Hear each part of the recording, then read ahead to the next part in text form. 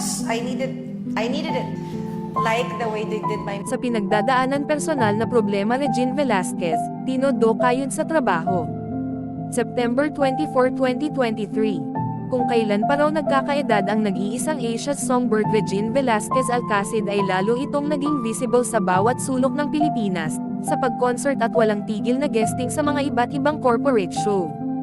Sinang diva kailangan kayod kalabaw habang kaya pang mag-perform at bumirit. Lalo nang at malabo na rin maibabalik ang kanyang kabataan, kasikatan at kalusugan.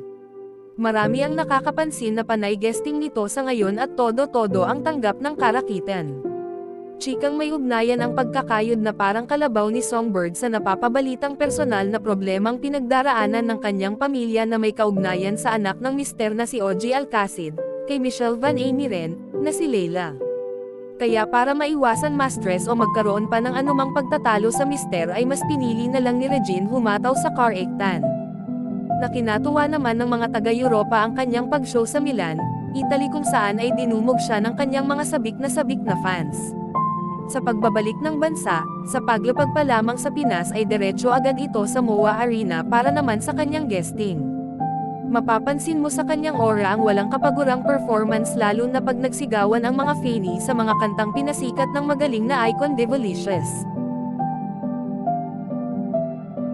Under the ownership of trans woman Anja Crediutatif, trans woman, matanda, mataba, ina, carry nang maging kandidata sa Miss Universe 2023.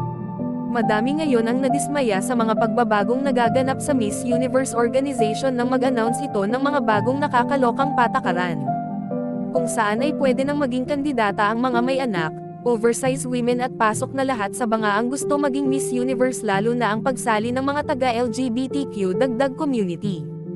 Mas lalong na-shock ang buong universe na wala ng age limit, kaya pid na magdagdag apply ang mga senior citizens, kaya mga lola may chance na makuha ang corona.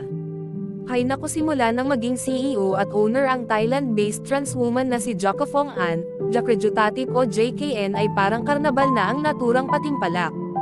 Grabe ang nagaganap sa mga national pageant aba kung ang ibang bansa ay nagpapadala ng oversized woman na aladab-iyana katulad ng Nepal ay di rin nagpapatalo ang Pilipinas na isang certified bisexual na si Michelle D.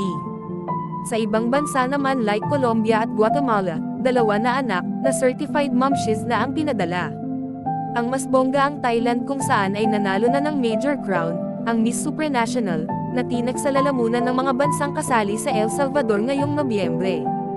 Heto pa ang malala, ang Indonesia naman ay naging kontrobersyal dahil sa sexual abuse na pinatigil ng kanilang presidente na wag na magpadala ng representative lalo na maraming nabiktima na kababaihan mula sa Muslim countries, ang kanilang bansa. Sa ngayon parang all-out Sunday at pinasaya na ang Miss Universe. At may isyo rin di umano sa owner nitong trans woman na lubog sa utang at pinababayad na ng bangko ang kanyang organisasyon sa Thailand.